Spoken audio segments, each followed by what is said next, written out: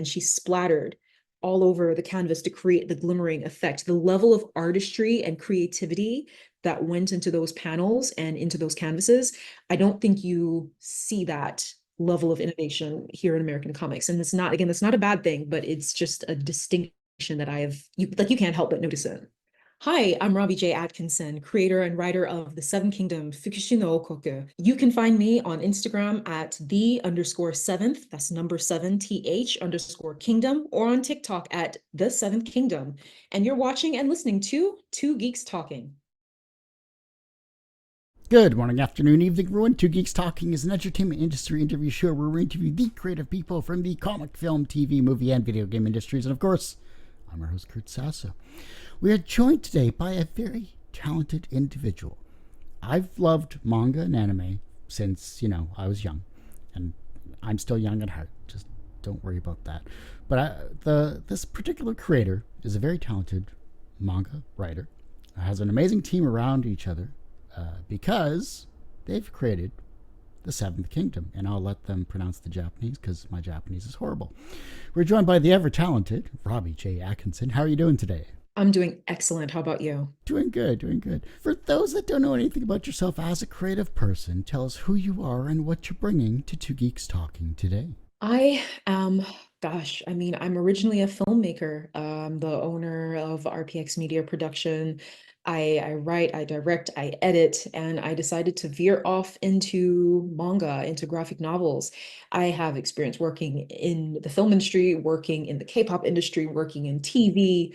And I also have experience as a teacher because I did that for 7 years. So I have a little bit of experience everywhere. And yes, I'm excited to be here. What's a manga that needs to be live action that you would like to be part of? Honestly, that this answer may surprise you, but I am not a fan of live action just because of the trauma they dealt with Dragon Ball Z years ago. So really, if we were to see something come to life, I feel we've already seen Attack on Titan, but I'd like to see it redone, and I'd like to see the graphics and the effects for it amped up even more because I feel that there was a level of intensity that the anime had that really could translate to a great big screen wonder, really. Very true. I thought Kenshin was really well done live action. I think that was something that was just like, I remember the anime and I read a bit of the manga and I'm just like, wow, like they actually were faithful with it. Now, One Piece sent from Netflix on the other end, not so much. We're not going to say anything. They're not going to cancel me. I'm not monetized, so it doesn't matter. Oh, there you have it. There you have it. When it comes to, of course, what you've created here with the Seventh Kingdom, and of course your varying experiences, what is this manga about? And why did you want to create it? Why was the story important for you to tell? So this essentially is a story about a sheltered young woman who collides with very dark revelations as she goes on a very dangerous journey of revenge against the Seven Kingdom for destroying her village.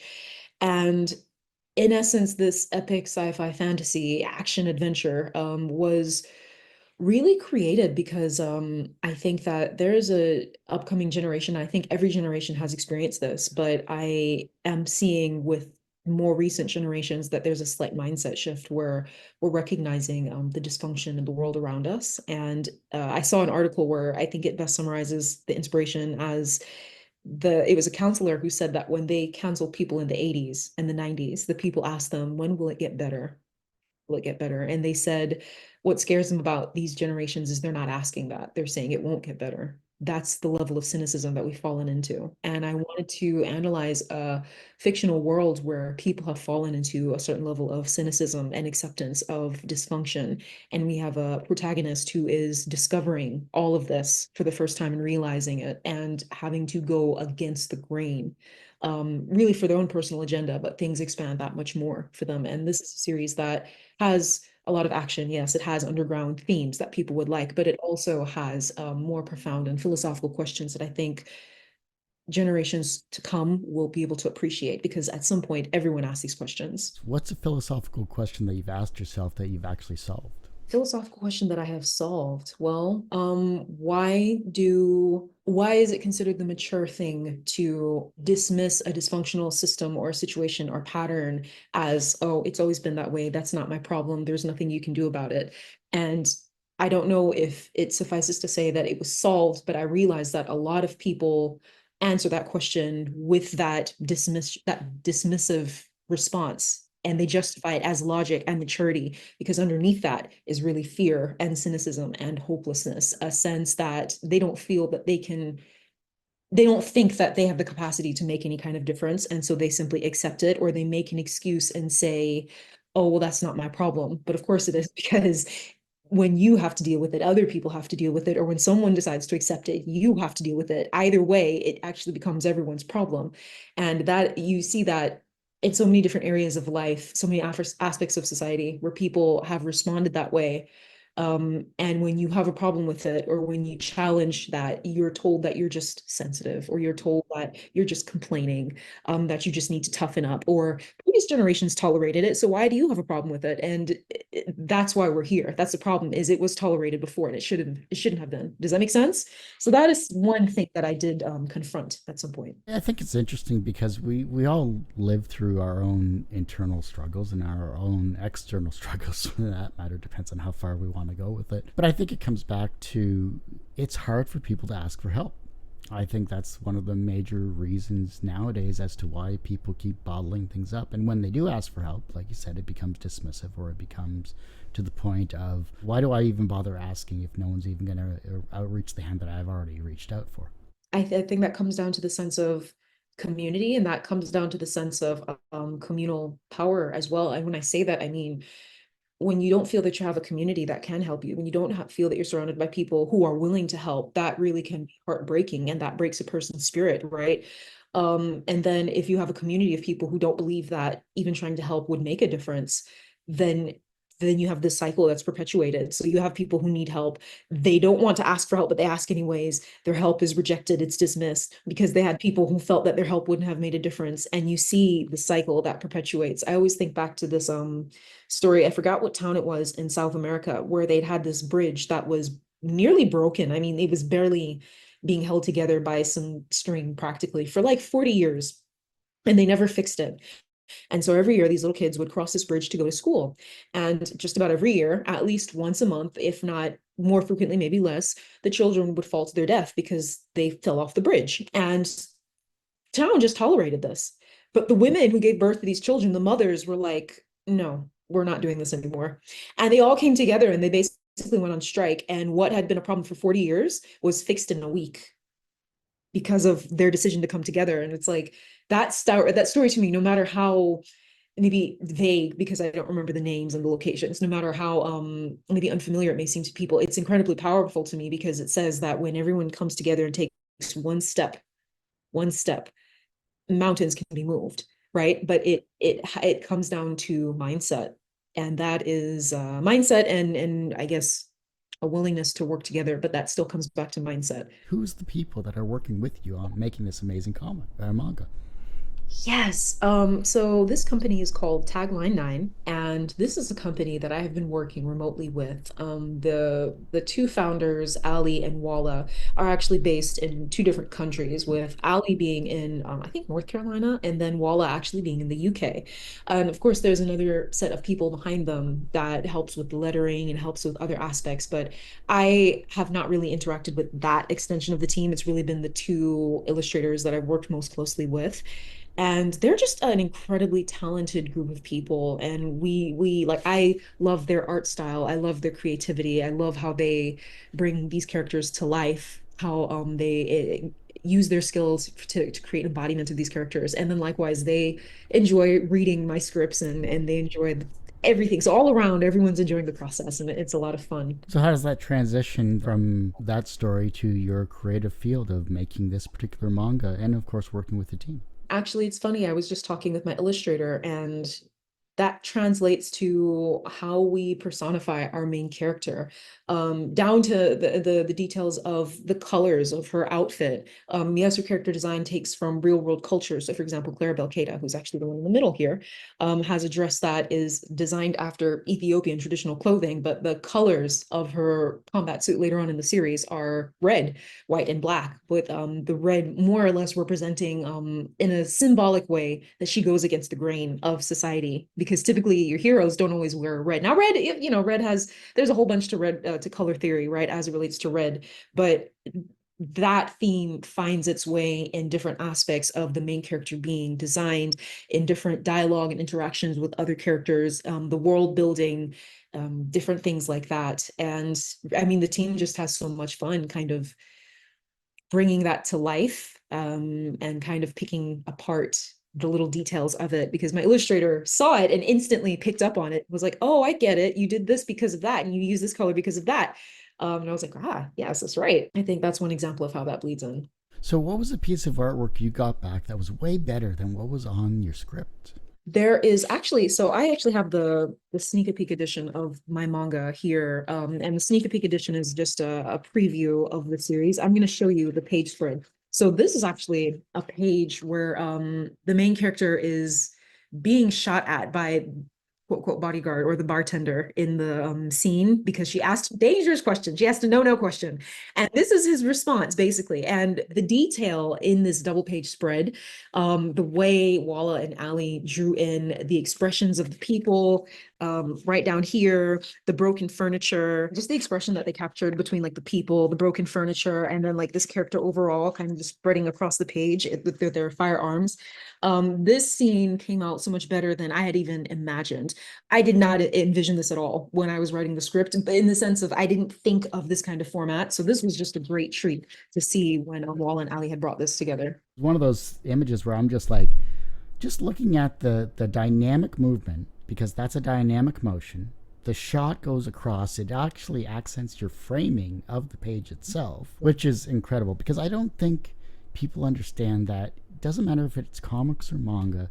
If you have good framing on your page and you can follow it and it just accents what you're trying to do, especially with this type of action scene, it's unique, it's different, and it's not really seen too much because of all the effort it takes to not only draw the character but to position it properly.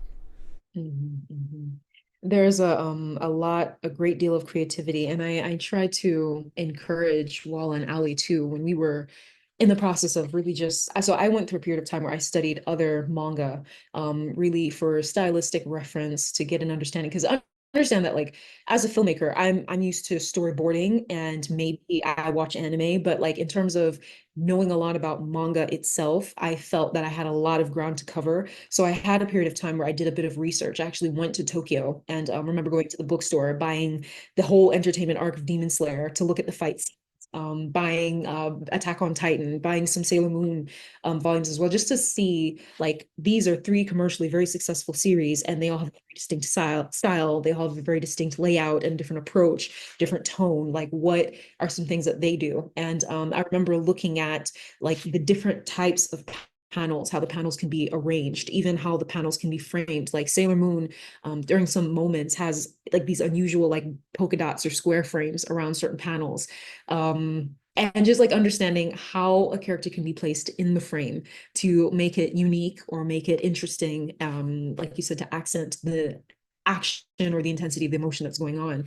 And while I had my preferences and things that I specifically wanted, there are times when I gave Walla, and it's a personal mentality of mine, that people who work with me are co-collaborators, and the goal is for us to challenge ourselves but to also have fun, because when they have fun with it, it looks even better than if they weren't having fun. And so how can we integrate all these creative elements and still have fun and still challenge ourselves? And Wall and Ali have always risen to the plate every time, so it's been a real treat. Three tools or resources. I would say character annotations is the first one. And I've said this for a number of interviews just because character annotations are so important. You can't write your series if you don't know your character's personality. You don't know what drives them, what motivates them, what's their internal and external obstacle. If you don't know these things, you can't right. And if you do, it's going to be nothing but filler because you're not really personifying them the way you originally intended to. So definitely character annotations, and that is a concept from film, directing actors. Um, Man, what's another resource? Final Draft is a resource that I've used across film and manga. And honestly, I actually write my volumes in Final Draft. I write them like scripts. And I actually see that Final Draft has a template designed specifically for comics, and I don't use it.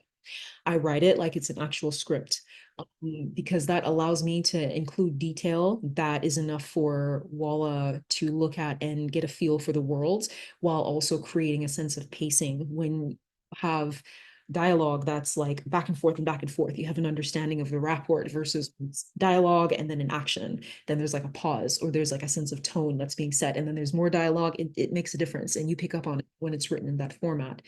Um, Final Draft also allows you to track pages, it allows you to highlight, it allows you to go and do a lot of things. So for me, Final Draft has been essential. Um, and then I'd say maybe the third resource, I would say, and this is more abstract, but really have a schedule for yourself as a creator, as a writer, where you have periods of work and then you have periods of rest. Some people, and I'm hearing a lot of people have a mentality when they write, where they sit themselves down, they force themselves to write, bang their head against the wall, and they just force themselves to write as much and as much as possible. I mean, that's cool. If that works with you, it's fine.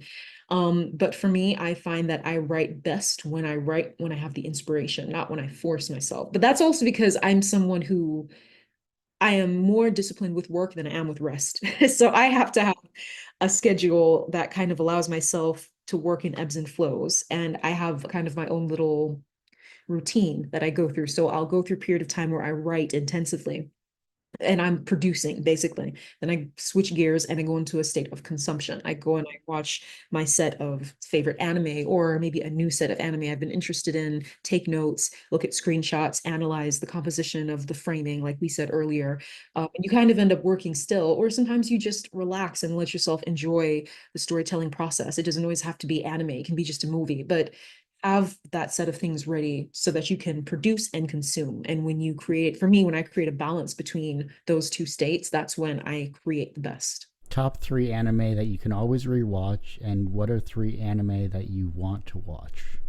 Mm. So top three that I can always watch. First one being Cowboy Bebop. Just because I mean, we all know why. But that was just a really great series. There's so much Keiko Nobumoto and the other people on the team. They did such a great job with so many elements of that. And I would also say, let me see, let me think. Outlaw Star was an overt inspiration for the series in terms of like the aesthetic and the world, the sci-fi setting. Um, but I would not say that that was a favorite. I would say Attack on Titan. I liked Attack on Titan. Now, a lot of people had problems with certain parts of it, and I understand. But like that aside, the way that series is told, the way the storytelling is set up, the way it builds your hope up and rips it from you, it's agonizing, but it's an enjoyable agonizing every time. I'll never forget when someone recommended that to me back in 2013. And I was like, it couldn't be that good, right? And I ended up binge watching the whole of the episodes available like that night. We proceeded to wait 10 years for the series to finish, but it was worth it, right? So Cowboy Bebop, Attack on Titan, and man, maybe I would maybe say Inuyasha. Maybe Inuyasha. Here's why. Here's why. Inuyasha has very good storytelling and has a very interesting portrayal of character dynamics. Now, was Inuyasha annoying at times? Yes. Was I annoyed with him and Kikyo? Yes. But that is how you know the story was well told, was these are not real people, but you're annoyed. You're eliciting an emotional reaction from this dynamic that has been created. And I feel that if you can accomplish that, um, and build up complexity to the characters, that says a lot. I especially love Inuyasha for Sesshomaru because of his character growth. Yeah. So that's a whole other conversation. So those three for sure. And the three that I would like to watch, I've actually, oh, that's tough, you see, because if I see an anime I want to watch, I hunt it down and I watch it. So this is interesting. I've already watched Kaiju number 8. I'm in the process of watching Fire Force right now. I just I just finished watching Trigun, the original. Yeah, let me see. What I'm in the middle of watching Helsing right now too. So what do I want to watch? What else? I want to rewatch the original Rurouni Kenshin, but I can't seem to find it anywhere. It's tough. I have this is how old I am. I have burned CDs back there of like pretty much all of the anime that I ever watched back in the 90s and 2000s. So it's there. Even the original like Naruto and stuff like that as well. Like I'm an old school geek. It is very difficult to find the Kenshin stuff because as soon as it got published, the anime just disappeared. Like you had to find burned DVDs basically to even find the last movie that they ever made of it, which was still heartbreaking in itself. Just a heads up, I won't spoil it, but still, it was just it's a powerful series, and I'm surprised they haven't done a re-release. I'm surprised they haven't even if they did like an HD upgrade just slightly. I think it would just be people would gobble it up. Yes, yes. I have seen I did peep the revamping of it because they when I say revamping, it's like modern illustration style, but the same story. I did see the first episode of that, but I wanted there's something about like that era of anime, the visual style, the coloring, the creative process was a bit different. So the texture and everything was also different. And that's what I want. I've not been able to find that. Ah, what's another one? Gosh, I can't think of any more. I've listed all the ones I wanted to watch and found. I know someone recommended, I think it's called Zammed, which is XAM apostrophe D. Someone said it was interesting, and on IMDb it got very high ratings, so I've been wanting to see that. That's those are the only two I can think of, honestly. Everyone usually asks, "What's the wisest piece of advice, or what's the most BS piece of advice you've ever received?" But what is the second wisest piece of advice you've received that has stuck with you in your various careers? Hmm. Second best piece of advice. Um, you are only as good as your team. You are only as good as your team. And that does not just mean in terms of skill level, which that is very important, because you can have one common denominator and change small elements of a team and get two vastly different results because of the skill level. But that also refers to the mindset of your team.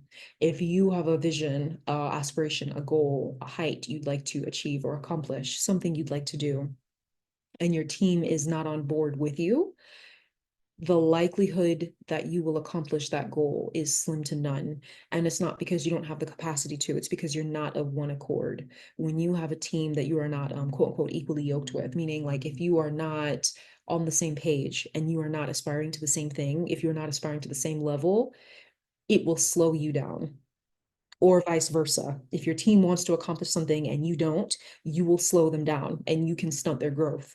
And so it is very important as a creative, as a filmmaker, as a writer, in any capacity, in any career, when you choose to work with people, when you choose to come into partnership with anyone for any project, any collaboration, it is essential that you establish a sense of vision early on and know that we're all aiming for the moon.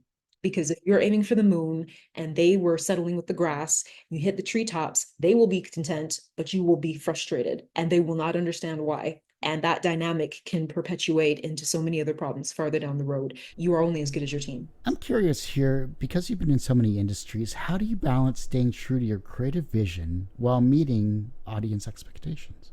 I don't worry about audience expectations. I don't know if it's a bad answer, but it's not like I don't create so that they can be happy. I create because it's fulfilling for me. I create because I have a story that I'd like to tell. And if you hone your craft enough, regardless of how different it is, people who can resonate with that will be drawn to it. So really, it's just about staying true to yourself. I think even when I worked in the K-pop industry and I did videography, promotional and marketing videography, I remember oftentimes they didn't, and I didn't realize this was unusual, but they would kind of just say, hey, this is the artist, this is their music, come up with a promotion video. They never gave me like any kind of lookbook. They never gave me any kind of aesthetic, like nothing. And I would kind of look at the artist, look at their music, look at their previous music videos and say, okay, so this person, kind of like how everything here is red, I would say, okay, this person likes red. So let's see if we can play around with red lights and red flashes and this, that, and the other. And the artist would love it. They'd absolutely love it. So it was, and I mean, if the team had a problem with it, they'd tell me and they'd say, hey, this looks a bit iffy, or hey, can you change that? And I'd just do it. It's fine, because when you're doing work where you're being paid to meet their expectation, then of course you have to align with that somewhat. But even then, I was given a certain level of creative agency that most editors are not. So my creative vision was something they just relied on. When it came to filmmaking, when I shot my short film last year, it was not about whether or not I'd meet people's expectations. It was about experimenting with the horror genre and pushing the boundaries as best as possible. And for people who are really into horror genre, they would catch it, they would see it. Sure enough, I've had people who saw it. I had a Rotten Tomatoes critic who's been on the red carpet and interviewed Hollywood actors who loved it. She gave the award. She said it was the best horror of the year. I've had other people look at it and say that it didn't feel scary or dangerous enough. Some people said some areas felt boring. And I just had to learn to stand grounded and firm enough in my vision to know, okay, there are maybe ways that you can make things translate better. But at the end of the day, you still believe in your vision, your skill, and where you want to go, what you're trying to do. And if you're different, that's okay. That was something that took me years to accept, not in a creative sense, but as a person. If you're different, that's okay, because it's not the cookie cutter that can go a certain distance. It's when you're revolutionarily weird, because before you're cool and before people can accept it, you're going to seem weird. When you look at any art form, that was typically the case, right? So that's how I've always looked at it. Yeah, it comes back to just having fun with it. Because if you're not having fun with it, why are you doing it? I So, mean, I do DIT work for film and television and things like that, and I produced and short films, etc. I'm actually working on a horror film locally here that's going to come out in. Horror's not my genre, but I can appreciate the psychology of a good film script. You know, it doesn't have to be bloody horror, but if you can understand character motivation, if you can understand the director's vision, if you can understand color theory and lighting, which I think is extremely critical in many aspects that people do not take full advantage of. And I'm glad that you're doing this in your manga. I'm glad that obviously with the K-pop industry, that's a very colorful industry in itself, and film too. But I went back to school for visual arts and film for a 20-year IT career. So understanding color theory from an art perspective and then transitioning that into film was kind of eye-opening and freeing, in the sense that it's not just about light and shadow. It's about what colors affect mood, what colors affect the scene. You know, you look at the purple of, say, the Joker versus, say, the colors used in La La Land. You know, it's incredible how it affects just the tone of a film or a particular scene. Yes. And I mean, the colors, I talked earlier about how like the colors can personify your characters more. You can use that to bring out a certain level of symbolism. There's so much room to play. Because fun fact, we have a character whose combat suit is actually it's green. It's got a lot of green on it. And it's interesting because it was pointed out to me that, oh, typically green means good, but in this case, green is not good. And I was like, yes, that's true. But for me, I was thinking from the perspective of like green, when you see like, I don't know, a factory full of chemicals, what lighting do they typically use? It's green, right? Think of like Ghostbusters. Whenever something weird and kooky popped up, it was typically like some weird green light or something else, right? So there's so many interpretations for it, and it allows so much room for expression. So I second that motion. What's a misconception about manga that people who don't follow manga misunderstand? Oh, um, that it, I mean, well, okay, I will say this. There is a lot of influence from Japanese culture in manga, and that's a given, but people don't understand exactly how much that permeates the things and the elements they put in manga and anime. And I have actually been warned about, like, oh, if you're going to advertise this to this group of people, just be mindful that they associate like this kind of hypersexualization, this really violent, gory, bloody. They have a negative association with manga because of some of these elements. And I myself have actually, and I'm sure everyone has watched that one anime or read that one manga where it was like really pervy in different areas. And it's kind of just a thing they do. And so people assume that that is anime and manga. People assume that like that's a given that you're gonna have to get that at some point in it. And I've even had people who someone posted on threads and they're like, "What's a ick you have?" And I listed a number of things, including like the hypersexualization. And someone was like, "Oh, you don't sound like you're a devoted anime or manga fan for that to bother you." And it was like, "Oh no, I am, but I can still have that bother me because it doesn't have to be in there. You can tell a good story and not have to incorporate certain elements." And I think the conception that certain things that come over from, I think, Japanese society bleed in and it's become a norm, and that's okay, right? Nothing's wrong with that because it's their culture, they created it. But that actually speaks to societal things at play for them that they don't overtly talk about. It's just a thing. You don't have to carry all of that over. You can try something a bit different and people can still appreciate it. Think about Jujutsu Kaisen. None of the characters are sexualized, but people love it, right? One thing for me about manga is, and it doesn't matter if it's Japanese or Chinese or Korean or whatever, because there's a huge, like, I think the fact that it's been, different cultures in different areas, even though they're all from the Asian centric area, in general, Philippines even for that matter, the fact that the different styles of art is really amazing. The fact that I think character development is way better than when it comes to a manga series, or it can be way better, depends on how it's written. Because I think that if you can take, when it comes to manga specifically, I think that if you can write from each character's perspective and actually have cohesive storylines where whether they interact with the main character or not, but if you can understand each of your characters in your collection, I think that makes you a better storyteller and it makes your comic a little more long lasting when it comes to the longevity of what you're trying to create as a whole. I think that goes back to the character annotations that I was talking about, understanding what motivates your character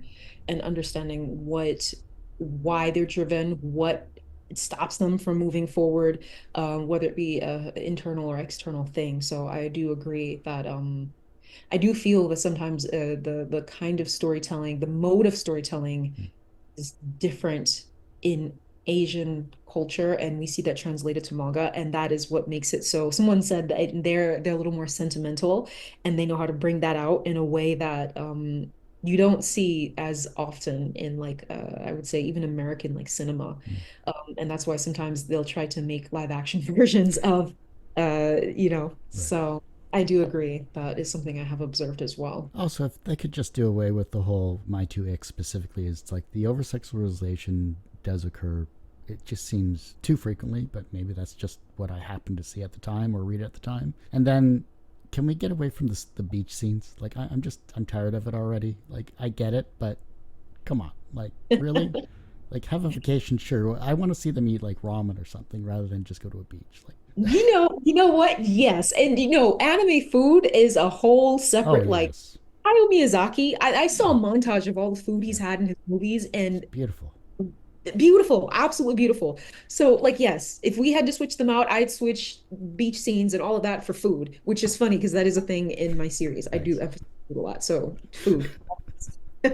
Now, if you had the recipes of that food in the back of your mangas, I would pick it up completely. Just saying. You know what? It's funny you say that. That was something Wala recommended, doing like a little cookbook of some of the food in the series. Huh.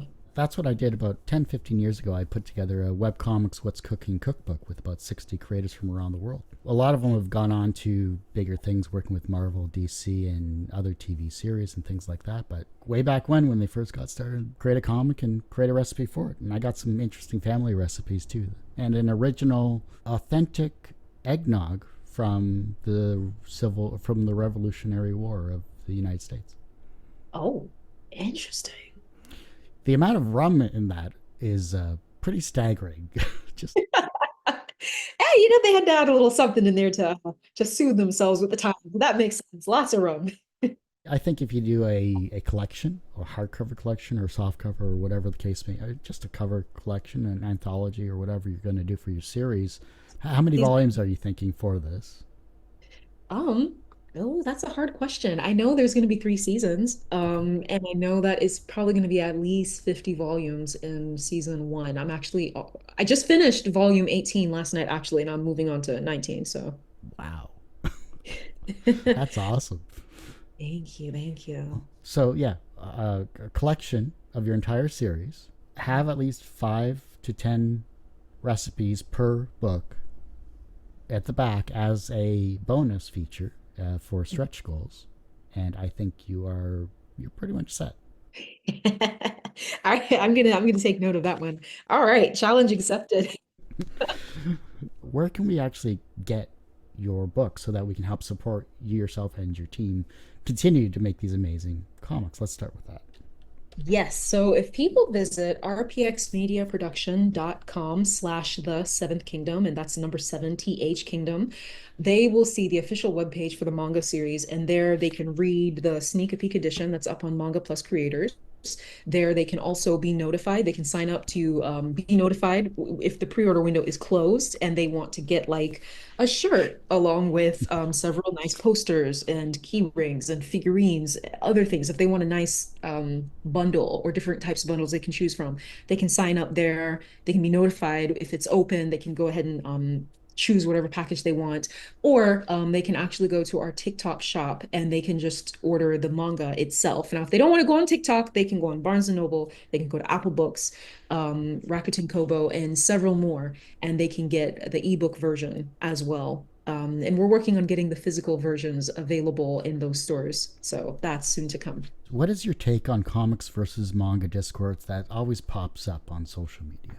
I feel, like I said before, the American perspective of storytelling, being someone who had to study like American cinema, and how even in American cinema, we studied French New Wave, we studied German Expressionism, we studied the influence of international cinemas. Every country has a distinct voice and way that they approach storytelling. Even with comics and manga, that is no exception, in the sense that American comics tend to, I've heard a lot of people complain, they tend to be very wordy, whole big bubbles that take up half the page of dialogue.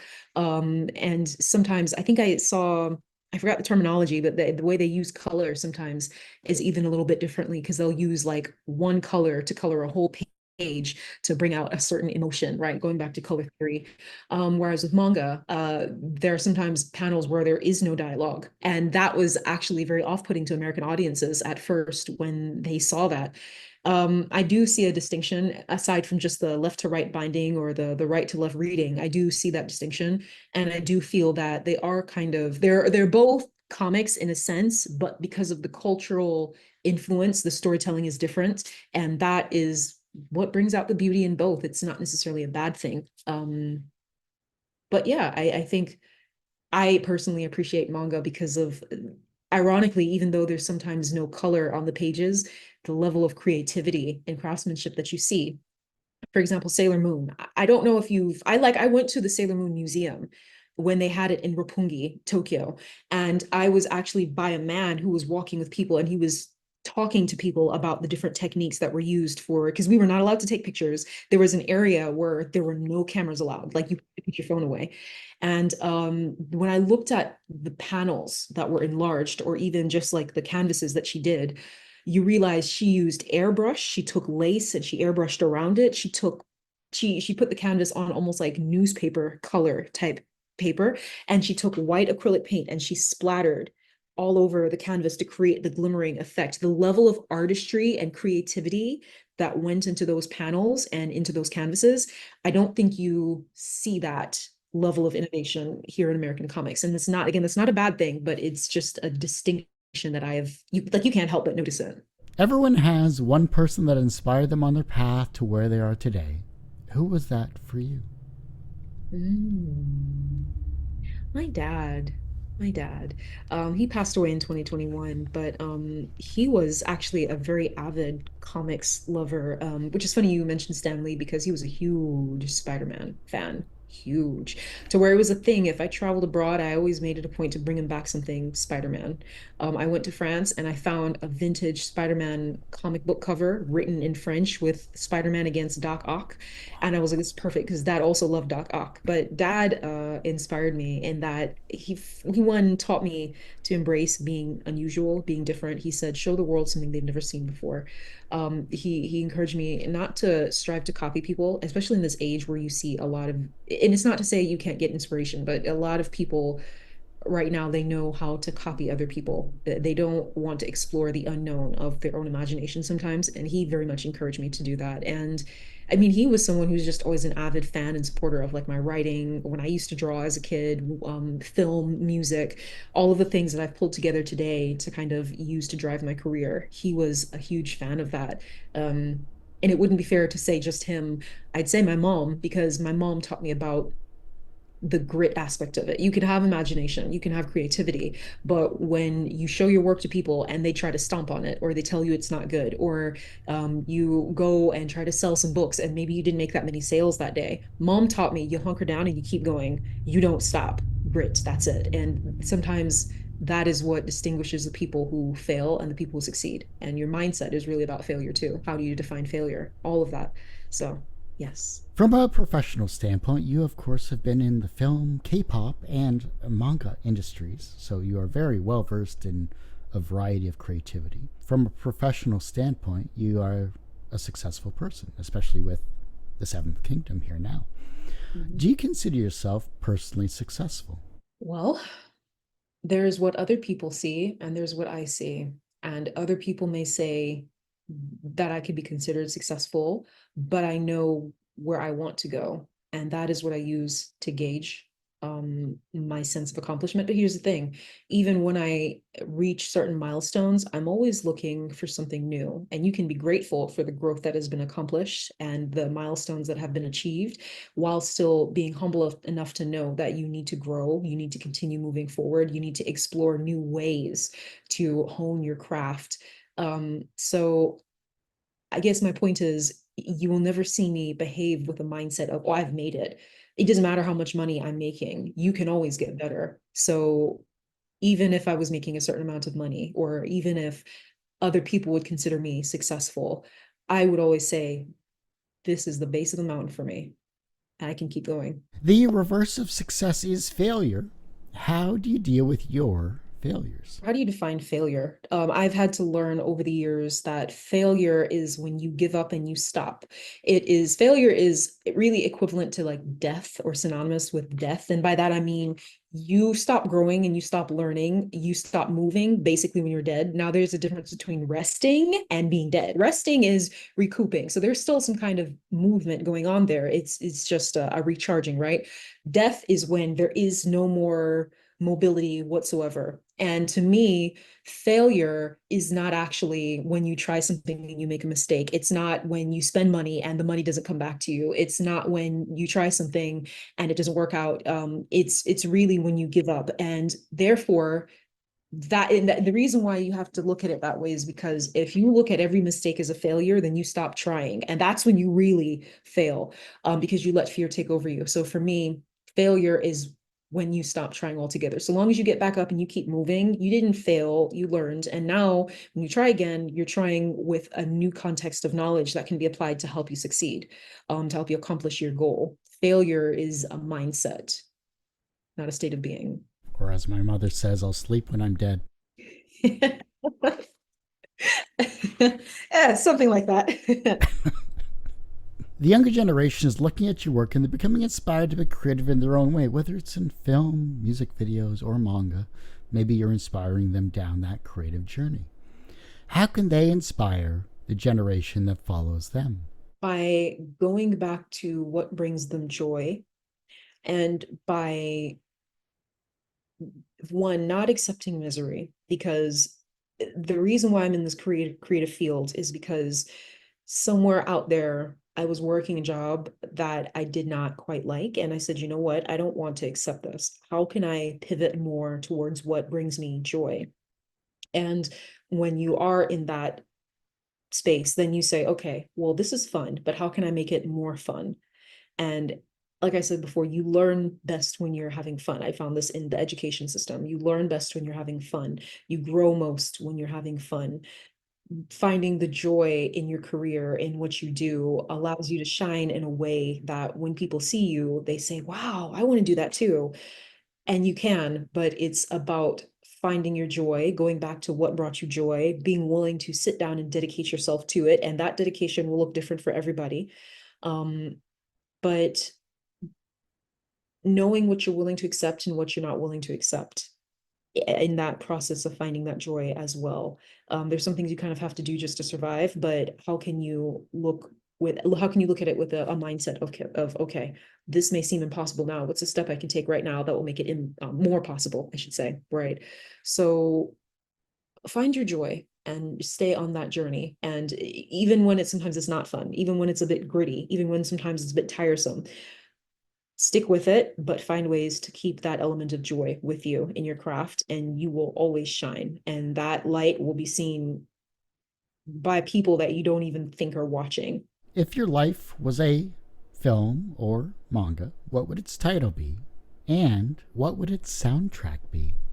Oh, this is tough. This is tough because I like so many different genres of music. I mean, it would probably sound sporadic because I love classical. I mean, I love oh man. As someone who played the cello at some point for like 10 years of my life, I'm trying to think of a classical piece that we played because I love Tchaikovsky. I loved Brahms. I really love Ave Maria and many different things. But then I equally am someone who loved EDM. Man, I loved Marshmallow and like dubstep and funk and all. That's so hard in terms of the soundtrack. It would probably be I couldn't say it would be one song. It'd probably be in a combination of songs that are all in the same key signature and all in the same tempo. And don't ask me what those songs are, but I think that's the best answer. That allows me to this many, right? In terms of what would the title of it be? Um, oh, that's an interesting question. I don't want to say the cliche, but I'm at a point in my life where mindset has meant so much to me, and I'm seeing how mindset has kept some people stuck, and mindset has also allowed people to accomplish things that others look at and wonder how. It sounds cliche, but maybe mind over matter. Sounds good. The reason Yeah. why I asked the song choices is one, I need a new batch of music to listen to, so I'm going to be eventually putting together a playlist of everyone's suggestions. So, Well, if that's the case, then if you say that, let me see. Well, it depends. If you are someone who's into a little more of like it's like a more modern house slash chill wave slash funk. I'm thinking 53 Thieves. They've got a very cool vibe.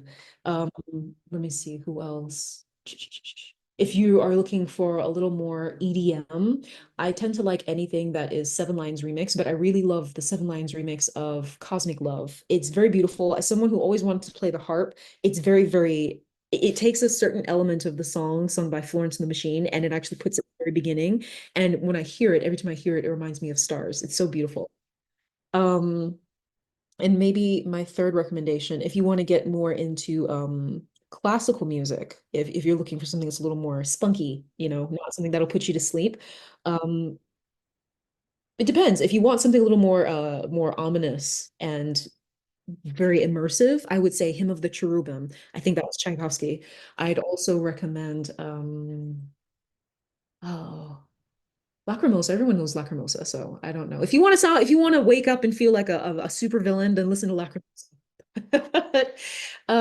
What's another? Oh man, there's a song I like.